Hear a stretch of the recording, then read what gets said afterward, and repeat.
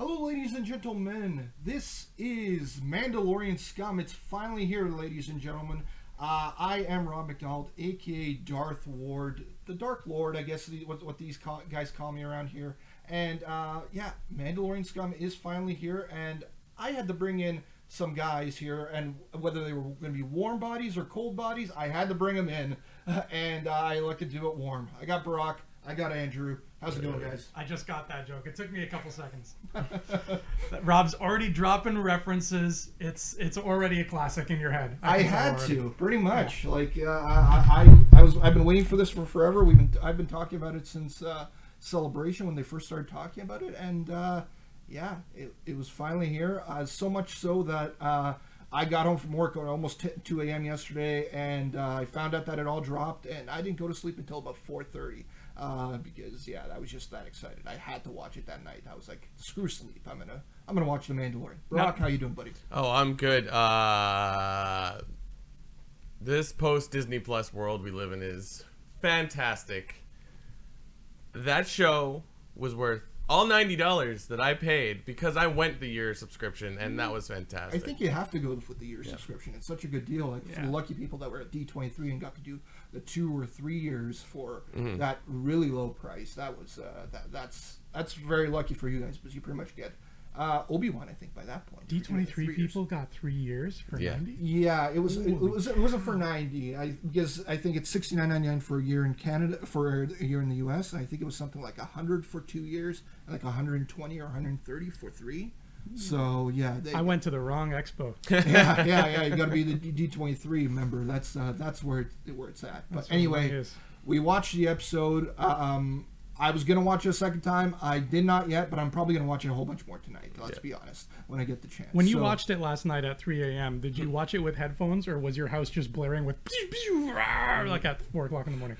Well, very much so. I watched it on my tablet, so it wasn't that loud, but still, it was loud enough. I do need to hook up a nice speaker system or something like that to watch this show, because I mean, Jon Favreau brought it. What can I say? I mean, he brought it out. I mean, I thought it was maybe a little bit slow paced to start off, but then it kicked in. You got the feel of old school Star Wars, very specifically old school Star Wars in this. Like, what did you guys think about just opening thoughts for the episode?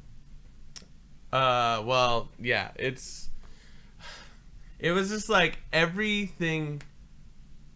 I would argue that the Star Wars movies, not to like be that guy to complain about the movies, they got everything that the movies were missing. You know what I mean? I would fathom to say that this is probably the best Star Wars thing they've put out since Disney took over. It's maybe Rogue One and Mandalorian are like up there, and I don't know, it's just everything about it was great. Like, I was sold by the first scene, and sorry, spoilers.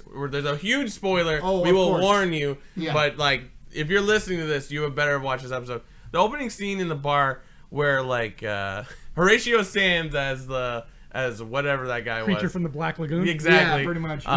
He's the Mandalorian's like bounty he has to get. Yeah. And there's a Quarren there and another guy trying to capture him first. The CG on the Quarren's tentacles is what, like, I'm in. This has sold me in the first few seconds. And it's just like, we've got an alien race that we've already seen before. We're not throwing in something new. But then just, as much as I love practical, that CG of the tentacles, I don't know if they must have. I mean, like, oh, God. Davy Jones? Davy Jones, yeah. Yes. No, but like, what's the thing? Rathtar, like, that's all CG. So like, we knew they could do it, but it looks so amazing. So like, in the first scene, I'm sold. I'm in.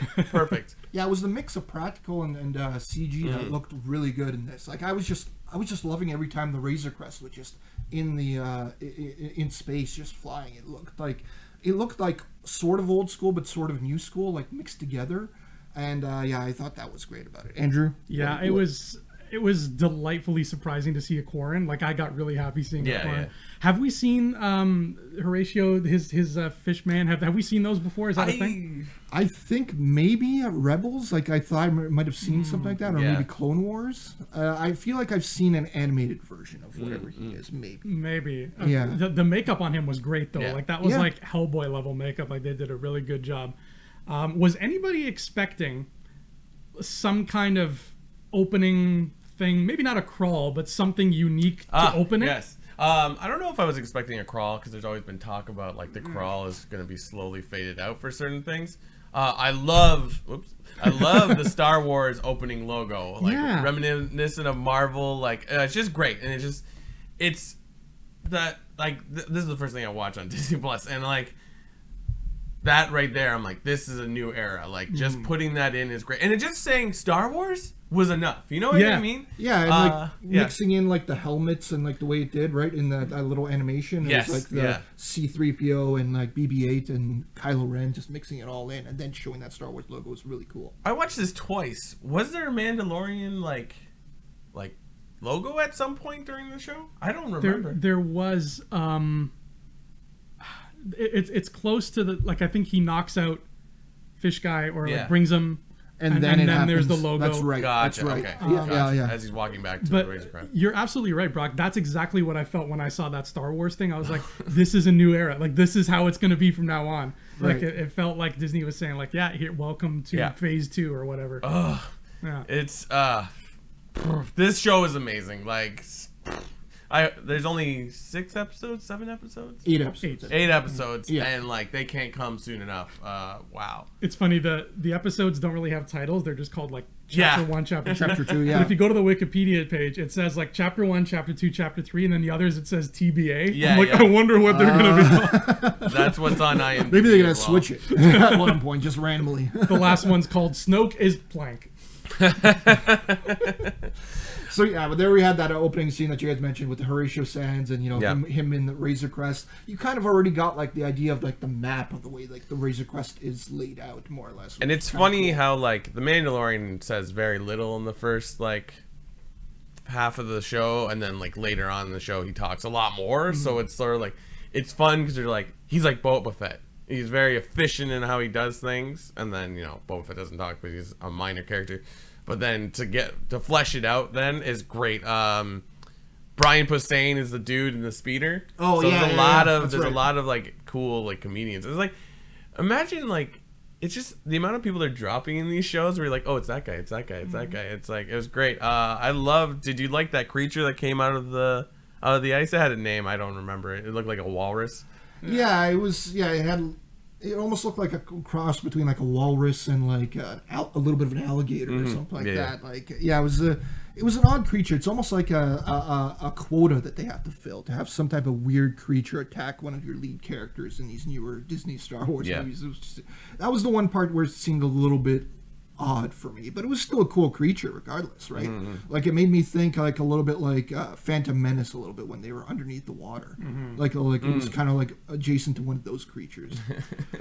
And I mean, the thing I had to talk about right off the bat, because I was wondering how his score would come up, but Ludwig Göransson. Yeah. Oh man, like he was a highlight of this episode for me. He was just like changing like different themes. Like sometimes it was kind of sounding like a little bit Rocky-ish. Sometimes it sounded like Game of Thrones, and it somehow melded together to be like this really cool Star Wars score to me. I don't know. What did you guys think about the score?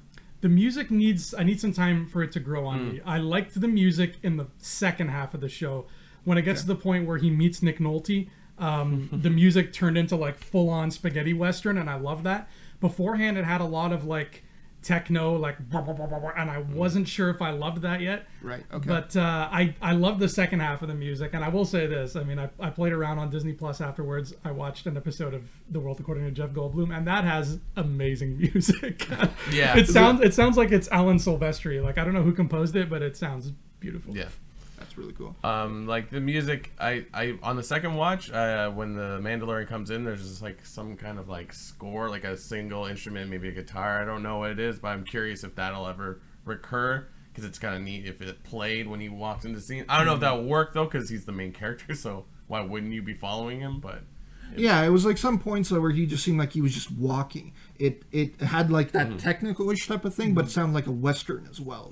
Right? Like it was like mixing those types of things, trying to like, almost like it's trying to bring like Westerns into like the newer style of music that I guess these kids are into nowadays. But one of the things I really thought was great about it was that if this episode found a way to be gritty without being like throwing itself like maybe scaring off the kids a little bit, right? Like it found a way, like we were talking about that opening scene. They did release part of that scene, I believe, like a couple days ago, where you could see part of that scene, but they cut out just before you got the big door closing scene. And, I put your door guillotine. Like, I was like, yes. No, that was really cool, and it just like it found ways to like do stuff like that, slightly edgier stuff without like, you know, make it seem like they were holding back, but not overtly holding back, like that it would like make it obvious to us, and it was okay with the kids. I thought. Like, what did you guys think about like the tone that they adapted in this episode? Andrew? You could show this to a kid, no problem, and they would fall in love with it. I can already see kids like laughing their butts off at IG-11. Like, I can already see them really liking it. Granted, we're one chapter in, so we'll see how it goes. I was thinking on the car ride over here, and I'll ask you guys the odds for this, so never tell me these odds. All right, never tell me the odds. Here we go. What do you think the odds are that for the first time in a Star Wars, excluding one small scene in Lost Stars, the Mandalorian gives us an implied sex scene? Just two people who like each other very much consensually going into a room and then waking up in the same room the next morning. You know, it's nothing hardcore, but sex is happening. What do you think the odds are that that's going to be a thing? Interesting. What's the rating on this show? That's a good question. I thought it was PG-13. That makes sense. And it is Disney, so it's sort of like... Yeah, like I thought it was the same, like PG-13, like the Marvel movies, more or less. Like, I'm gonna go for that, something like that. Probably like 30%. Like I'm not giving it a huge opportunity. Like I think like maybe they could do something like that. Maybe like a season 2 or something like that. Maybe that's where they go into it. But I feel like they might be like trying to play it safe, at least from that regard, just to start off. So I'm gonna go about 30%. I think I'm gonna go 10% because just I don't think Disney wants to. I don't think they need to kind of go in that area, and they have created that demographic. Though, like, this is, like I said, it's a new era. So, like, perhaps once they realize, oh, kids aren't watching this, the adult kids are like, I would love to hear how many things were streaming this morning alone. And that's not kids, that's us, right? I'm sure they'll release those numbers like soon about how many plays something got, but maybe they won't. Maybe they'll take the Netflix approach and then just hide all their numbers. Well, I don't know if this is indicative of numbers, but you know, like how on streaming things there'll be a thing that says trending now, and then there'll be a row of things that are trending now. Right. I always assumed whatever's on the far left, the first thing is what's trending the most. I assume, and when I logged on for the first time this morning, the foremost trending thing was The Simpsons. Oh, okay. Oh, really? Yeah. Interesting. I didn't even think to look up The Simpsons. Yeah, I don't think when I watched it last night that they had, maybe they might not even had a trending now at that point, because there were only like so many people got the trending now was the login screen where you put in your credit card. Well, because I don't know how many people had watched Mandalorian by that point as well, because I went onto like IMDb and just decided to see. It's like, oh, I wonder what the ratings are like on IMDb, and there was only like 16 people that had voted at that point. So yeah, there was a select few that I think had already it's seen like by that people point. have lives to live. I know. Weirdos.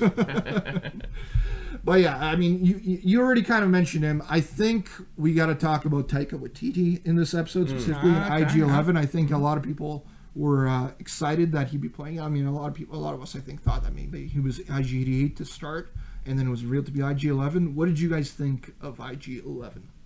I loved it. Loved him. He's great. It was weird knowing it's Taika Waititi and he's not doing some kind of goofy voice, which I think in general his voice is kind of goofy, but like I thought it was, I think even in that robotic monotone, he's still funny. He's like, I'm gonna self-destruct. Don't self-destruct. Understood. I'm gonna self-destruct. Don't. He found a way to be charismatic a little bit. Like, he was like being a more robotic version of Anthony Daniels, but still having sort of the same amount of pizzazz, even though he wasn't, being a quirky robot all that much. Yeah. What did you think about he was if I had watched this, like if I had been, a casual person and I didn't know, if you guys didn't tell me who the cast was, I would never have guessed that was Taika Waititi. Yeah, right. I would have just assumed it was like somebody at the sound crew, Matthew Wood or something. He played it really subtly. It's interesting. What I found funny was, for the first time, we've always seen these IG droids since Empire. Yeah. They've been part of a staple. But for the first time, seeing one like move and interact with the world, I didn't realize till now how like disproportionate and unwieldy those robots are. Like the way he walks, I was just like, nothing should walk like that. Right. That doesn't look natural. I liked him though. I thought it was. I thought that the Mandalorian was going to grab the self-destruct thing and throw it like a grenade. I did too, actually. Yeah, because it kept popping out. I'm like, just throw it at the cannon.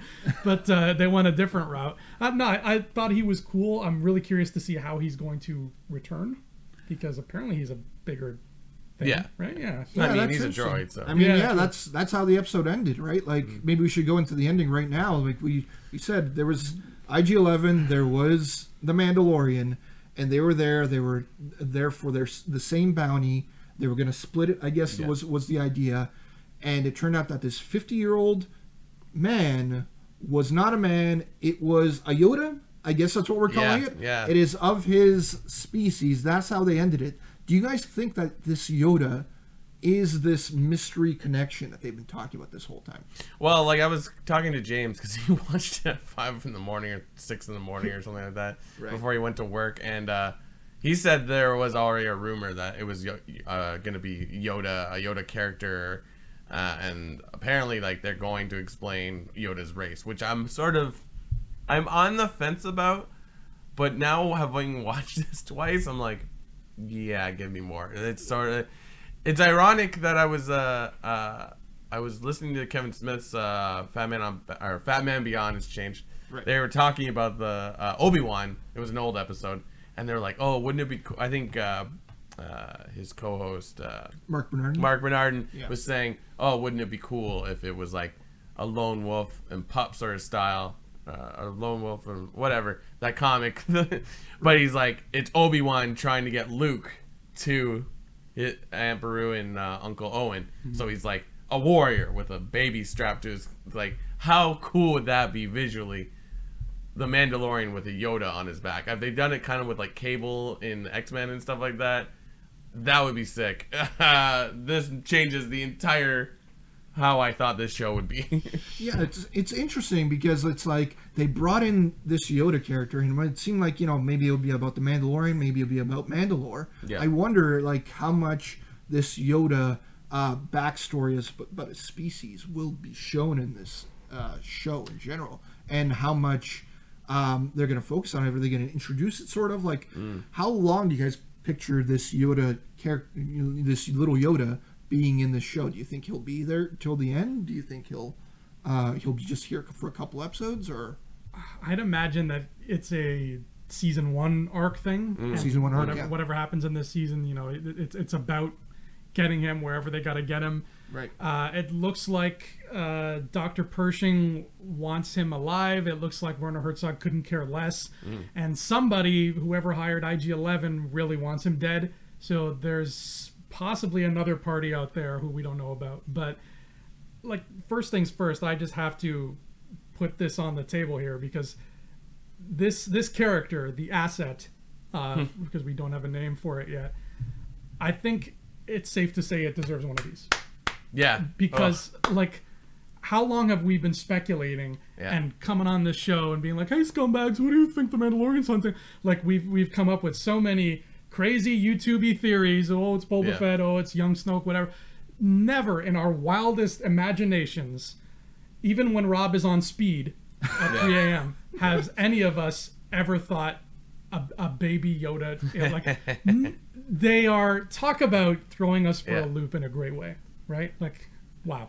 Yeah, it's really cool. I mean, just to explore this whole thing will be interesting. I mean, I wonder if it will be like the full season arc, and it'll be like Werner Herzog versus the Mandalorian and the Yoda, and like, you know, we still got other characters that are supposed to be incorporated into this more. Like, how is Carl Weathers' character going to be incorporated to this from now on? How is Gina Carano's character? How is she going to be brought into the fold? Will she be somebody that's helping the Mandalorian in this? Like, from like some of the trailers and stuff like that, they like, you know, they seem to do the Predator, you know, hand thing, like interact, like.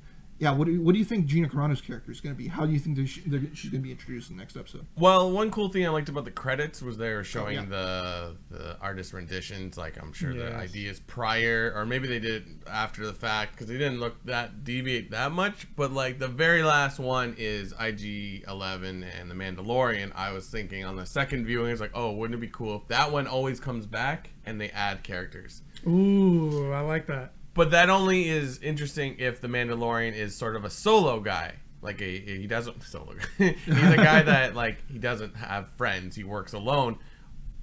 But they haven't really set that up. You know, it's sort of like they've kind of. I was saying before, like he's like Boba Fett, but not really, because like you get he's very chatty with IG-11. It's like no, don't blow up, not yet. I got enough plan. Like work this like. That's where Pedro Pascal, I think, is really putting his own spin on. I think that's why he's a great actor for this role. Mm-hmm. But then for him to save the Yoda baby, of course, we want our hero to be good, even though these Mandalorian bounty hunters and warriors are always like anti-heroes or very like staunch, right? And maybe he is still, because we see him at this like the Mandalorian hideout, the armory or whatnot, the armory or whatever that's called, and it's like he seems very like he'll do whatever it takes for the Mandalorian people. And then I guess what we're supposed to take from the visual of his parents being shot and the idea of foundlings, so I guess like at some point Mandalorian kids were scattered and now they're raising money to find them, which is kind of cool. Mm-hmm. So this Yoda character is, I can see why he wouldn't execute it, even though like he wasn't told to kill them. To kill this asset. That works all together. So like I don't know. Going back to Gina Carano, like I love that she's not in this, because like all the trailers are like, oh, they're together, they're friends, they're a real like ragtag group. They're buddy cop sort of scenario. Yeah.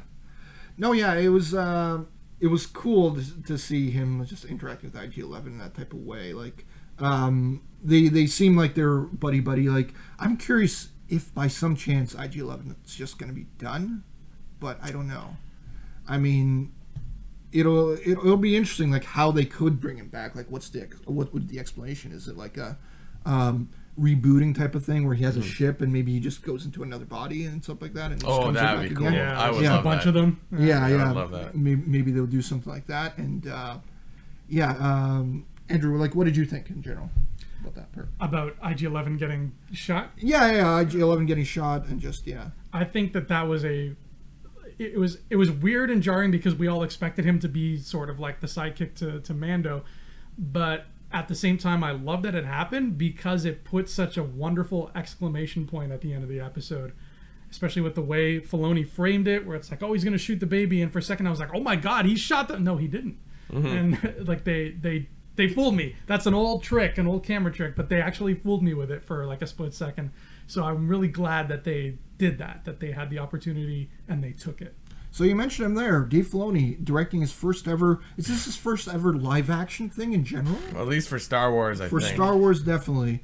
And what did you think?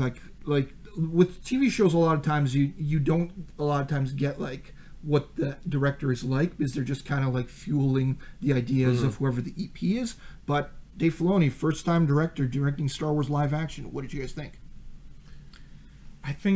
I mean, he did a terrific job, if this was indeed his first time doing something. I mean, he did a better job than I could have. Right. And I've tried my hand at directing things, and it didn't turn out too well. So he clearly knows what he's doing. And maybe, to your point there, Rob, like maybe it was a lot easier for him to do what he had to do because he didn't have an EP breathing down his neck. It was him and his buddy.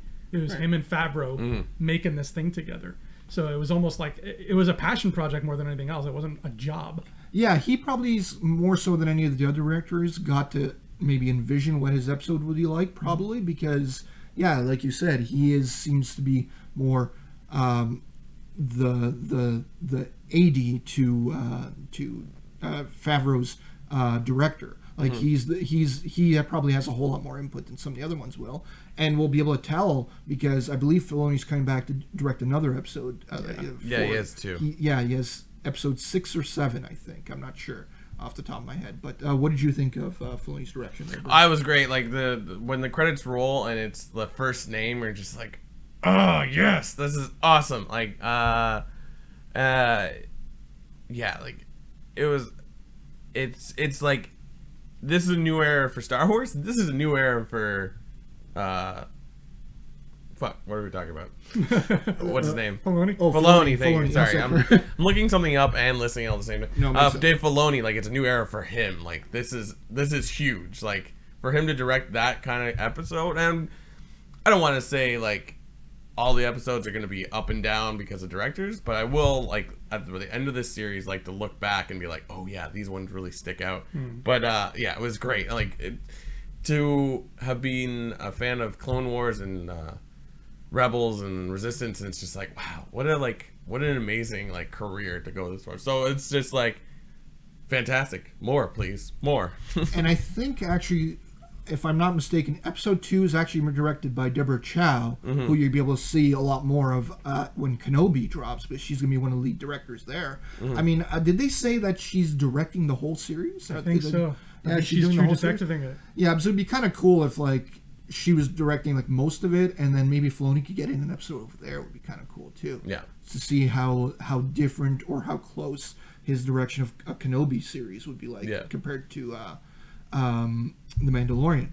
But we mentioned it a little bit. I mean, I did a short little podcast saying about the five things I'm most excited for The Mandalorian, and number 5 on that list yesterday when I recorded that was Nick Nolte as an Ungol. That's cool. Kuill. That's what I was looking up. Cool. Was it? Yeah. Cool. Yeah, that was fantastic. And then like, I don't know. It's an actor in that one, but like it looks like he's talking. It's not him in that suit, right? Like it's just like everything. But even like it doesn't look like someone in a costume. Like I don't know if they CG'd the mouth a bit, but it's just so great. And you're just like, wow, the minor character from Empire Strikes Back is huge in this. Yeah, if they did animate it in some type of way, that'd be interesting, because it didn't really look like it. They just looked like they just wanted to do like that 80s style of like, you know, animatronic type puppet. Like I watched Total Recall like a week ago, and I when I saw that, I just started thinking of Quato again from Total Recall, and the way his mouth was moving. It was kind of like the same type of thing where it felt like it was just a semi-animatronic mouth, and they just wanted to go with that style, right? Because so many other directors nowadays would have just made that face fully CGI. Right. Yeah. I have spoken.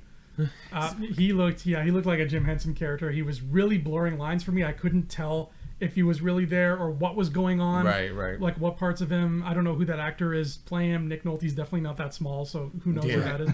It was just this mishmash of just all these talented people making one character, and the illusion was 100% there for me. Like it was legit.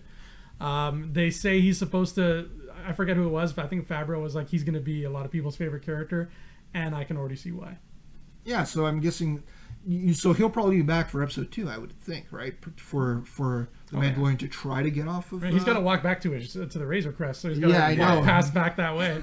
Look what I found. why he went through like a whole training montage and learning to ride that thing when he could just possibly just drove the Razor Crest right over is a little odd to me, but whatever. It was an interesting scene. It was like you don't get to spend time with like characters just learning how to do something like that a lot of times in a lot of Star Wars movies. So it was kind of cool that they could do that. Like if like Rey was just randomly in this next one just learning how to ride like one of those space horses that are in the movie for about 10 or 15 minutes, that'd be probably something that we'd poke holes in, being like, he probably could have cut that. But in a TV show, it works. Did you catch the holiday special reference in that scene where he's like, your ancestors would ride on the mythosaur or whatever, and I was like, wow, talking about the dinosaur. Yeah. That was Boba Fett's dinosaur, right? Yeah. He was riding on. And then Life Day mentioned at the beginning when just before he puts fish face Horatio Sands in the carbonite. It's like, oh, this is so great. I was sort of like, carbonite, like, is this a thing that they all do now? But at the end of it, like, no, it makes sense now. It's so how like calculated he is. He's like, okay, this guy's gonna try to escape, so I'm just gonna let him walk into my trap. Yeah. But yeah, like it's just cool that he has that compartment on his ship, just like that. It's just to get it all done. It would make sense too, right? Because if he's getting multiple bounties at a time, like how many did he have there at the beginning? 4 or 5? There's three, and then he was the fourth one. And then full of carbonite bodies. Right? Yeah. Because if he's just wholesaling them all at the same time and then selling them off at one shot, it would make sense. Not to have just guys in cages that could escape at any time. Freeze them in carbonite. Or just annoy him with their yelling and pooping. Yeah, that ship would stink.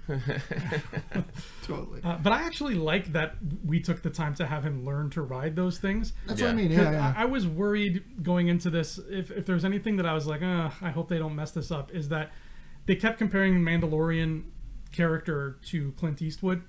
And I love Westerns, but I hate Clint Eastwood characters because they're all like, I'm perfect at everything and I'm really badass.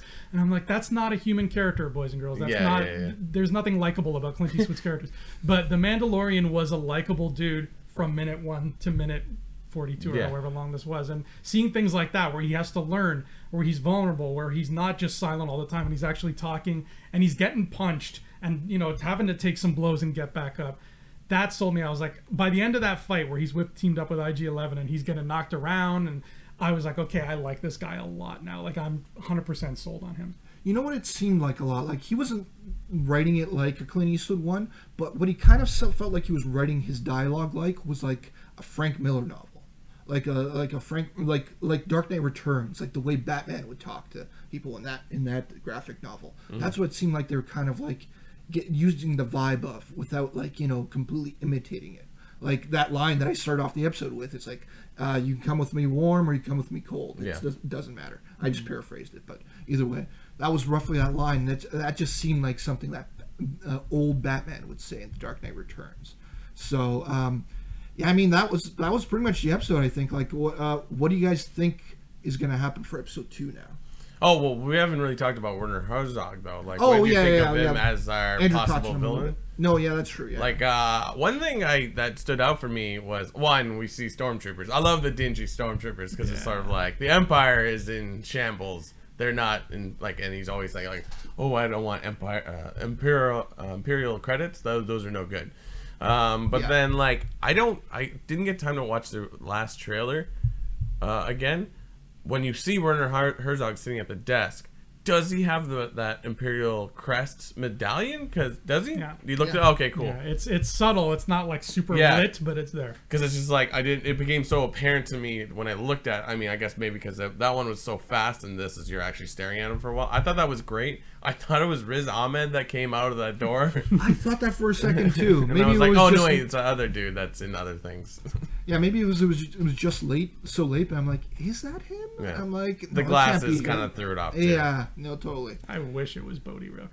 Bodhi Rook just out of nowhere. Yeah, I survived. Could they fit him in? Yeah, I guess they could have. Yeah, no, I thought it was a great villain, and I didn't even think about. I think Andrew said this, like, there's possibly 2 contracts for the asset, and now it's like, if the Empire is the one with Mandalorian, who's with IG-11, the one this baby dead, like, is that the bigger villain? Or, like, I think that story play out is going to be interesting, very, like, totally interesting. And going back to your question, Rob, like, it's Werner Herzog. You don't get him to be the villain and just like, oh, no, he's just a guy that gets you to the guy. Like, he's definitely going to come back, and it's going to be great. I look forward to seeing more Empire stuff because it's like, are they going to have ships? Are they going to be in disrepair? Because it's like now they are the bottom barrel guys, and like they won't be as sleek as they usually are. So it's gonna be very interesting. Well, yeah, it was like the way that you mentioned the foundling thing when we were talking about the armory part about it all, right? Like, it's interesting that they said that, you know, they revealed that Mandalorian is a foundling as well, right? And that now he's trying to help other foundlings. Yeah. So, which is what the history of Mandalore in general, right? Like that planet was just in such constant disarray over the past like long time. Like you can picture that. Possibly, I mean, when when you were discussing on the road to Mandalorian and like who could the Mandalorian be, and like around that time about the end of Revenge of the Sith type of era, that was a time of like, you know, big time conflict on Mandalore, because you had the two sides with Bo-Katan and all the Vizsla clan, and that could have been the time in which, you know, he could have been youngling in disarray, like, you know, just finding somewhere to go. And we know because of Rebels that Mandalore became a hub for the Empire, and that they started training their troops there. After the Empire went down, it's possible that Mandalore's in disarray again, and that's what these younglings are. How long after Return of the Jedi does this occur? 5 years. I think it's 5. 5 years. That's right. Yeah, that's what I thought.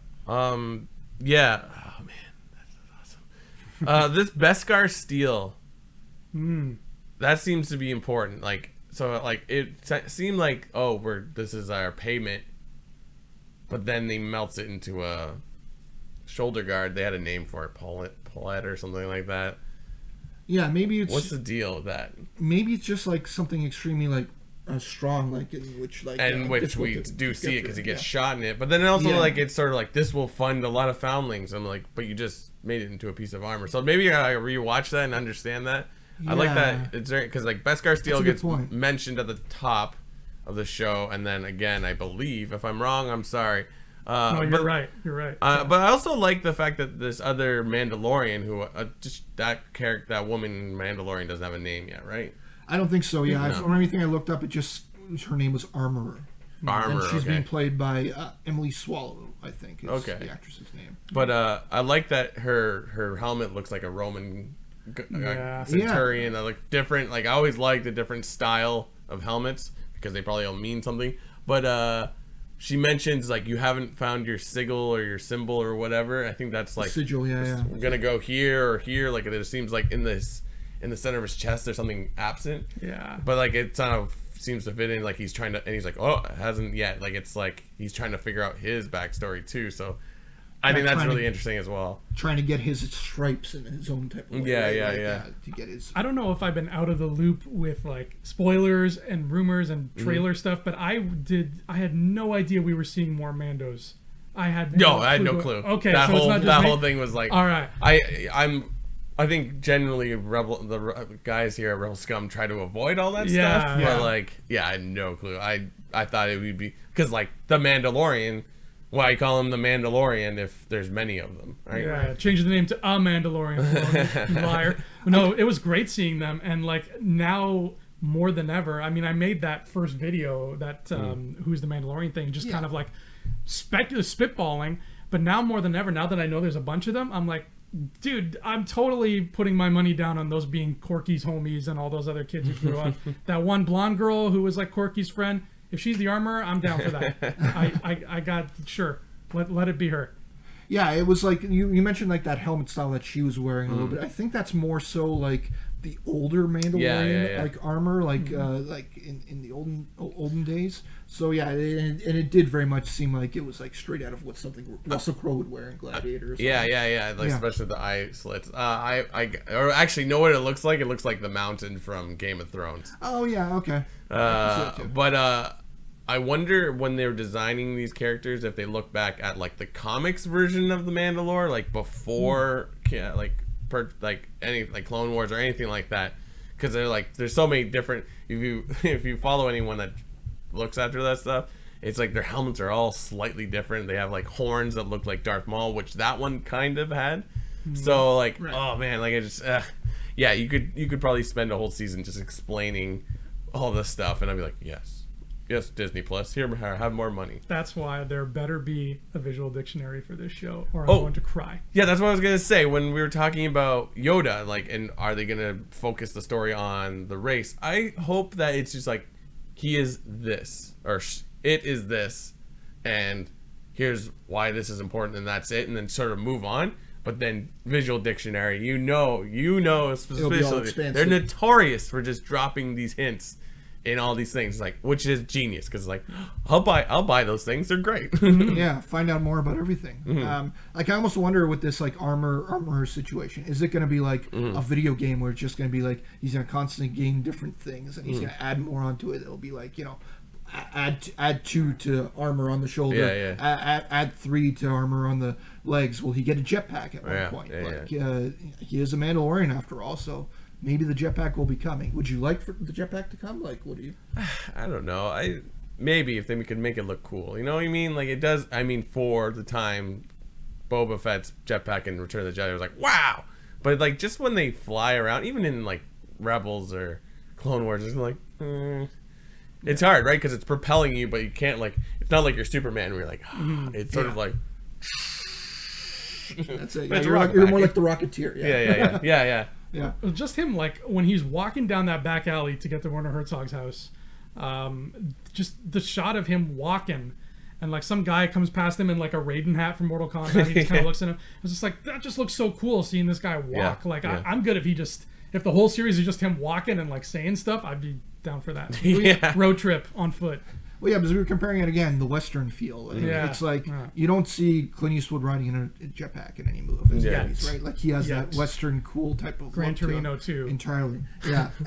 And you were comparing about it how it's like he doesn't have like a name. They're calling him Mandalorian. This whole thing. I think they're again trying to get that vibe of the Man with No Name trilogy. You know what? The suit looks really good, but now that we are learning that like he's adding to it, you kind of look. It's like, oh, it's kind of makeshift when you really boil it all down. It's not as prestigious as like Boba Fett's might have been, or like if you looked at like the stuff in Clone Wars, you know, it's scuffed up too. But like, it's like I think even though we're like already off the bat, you're like, this is the guy. This guy knows what he's doing, but he's still learning. Right. So like that's very interesting. He's sort of like he's more like Spider-Man than he is like Wolverine, I guess is sort of the point I'm trying to get across. It's like I like that quite a bit. Yeah, it's almost like this trying to get his stripes type of thing. I can wonder if that's gonna be like a constant thing where we're gonna find out, because we got small little glimpses when he was in the armory about what his backstory is. Like I wonder if there's gonna be some type of story that's gonna be told where it's less like, oh, he needs to gain back like, you know, his honor as a Mandalorian in some type of way, and like, you know, become like, you know, get all of his armor and whatnot, right? All I know is I want more of the show. When does the next episode come and out? As hungry as I am, I'm still so glad that this is not a binge show. Oh yeah, right? Oh my god, yeah. I'm so happy that they went this route. Yeah, because we get to talk about this for the next, you know, 8 weeks, 7 weeks, right? Like it's gonna be really cool. And so yeah, just going right into it. I mean, we're gonna do Never Tell Me the Odds again. Andrew kind of already got one going here, so I'm gonna start off with one of these ones and just outright ask: IG-11, is he alive or is he dead? Chances. I'm gonna go 95% he's alive, because I think there's scenes from the trailer where he's talking that we didn't hear today. I think he talked to Gina Carano, so like hopefully it's in there. But especially like they made such a big deal, like, oh, there's a character that looks like IG-88 but he's IG-11, and there's like a backstory. He's like, oh, I hate being confused with that guy, or apparently, so it's like there's got to be more. So yeah, I'm gonna say 98%, because I'm pretty sure they said he has moments where he's like, I hate IG-88 because everybody's always mistaking us or whatever. Yeah. So there's more to see with this dude. Yeah, no, I think you guys are probably right. It's probably very high as well, especially considering that Taika's episode hasn't even come out yet. Taika's episode will be coming later. Yeah, and I can't see him not... he's doing the finale? Yeah, Taika's got the finale. Oh, interesting. And yeah, you got to think that he'll be in his own episode as well. Yeah. So, Brock, what do you think? What do you got for Never Tell Me the Odds? Oh, was I supposed to think up one? Oh. I think I did think up one. I just didn't know I was supposed to. You want me to go first? Yeah, go for it, Andrew. Okay, what are the odds that the person who hired IG-11 is somebody we know already from outside the show. Ooh. I want to go high as well because I was thinking the exact same. Like maybe the other side is the resistance or the rebellion or the New Republic, and like this is like there's some real reason they want him dead. I'm gonna go high again, like 95. I'm gonna just go 95 across the board. 95 across the board. Windows 95. Yeah, that'll be interesting. I mean, I don't know if it's gonna be. I don't think it's gonna be somebody in like the movies. I have a feeling that's gonna be somebody who just like a nestled away character, kind of like a Saw Gerrera making his debut, so something like someone from like maybe Rebels or Clone Wars maybe, but maybe that's too far away. But so yeah, I'm gonna just saying that he's a known character. Yeah, I'm gonna say high. I'll say 90. I'll go with 90. Well. I'm gonna go with my heart says the type of numbers you guys are throwing out there, but I'm gonna say 72% because there's still this whole wild card thing with Giancarlo Esposito. So once I figure out where he figures into things, then I can put that number higher. But I want it to be higher. Yeah, it could just wind up being Giancarlo Esposito. The only thing that throws me off is that he's an Imperial and so is Werner. So like, why would they conflict? Like, what's going on there? I don't know. Well, again, the Empire's in disarray, right? So it could just be everybody against everybody type of sense. CBP's not around to buy bleach for those stormtrooper outfits anymore. No, he's CBP's hanging out in some type of ocean, I guess, at this time. Never tell me the odds. We could possibly still see Boba Fett in this. Mostly because I was pushing the idea that Nick Nolte is a grizzled old Boba Fett that survived. What are the odds? I think it's going to be a back pocket sort of thing, so I'm going to go 25% that it's sort of like, we've run out of ideas, here's Boba Fett. Interesting. I have a feeling they're going to stay away from him now that I'm thinking about it. So I'm going to go low. I'll still give it like, a 10% chance that maybe it's like, season finale, I am Boba Fett. And that's it. Yep. And then go into season 2 that way. But I'm still going to say that's, even though it's very low possibility, so I'm going to go 10%. So seeing him in season 1 is the question? Yeah, sure. Full Brock. Full Brock. That's the thing. That's the thing you drop in. You're like, what? Yeah. Because it really could go either way. Yeah.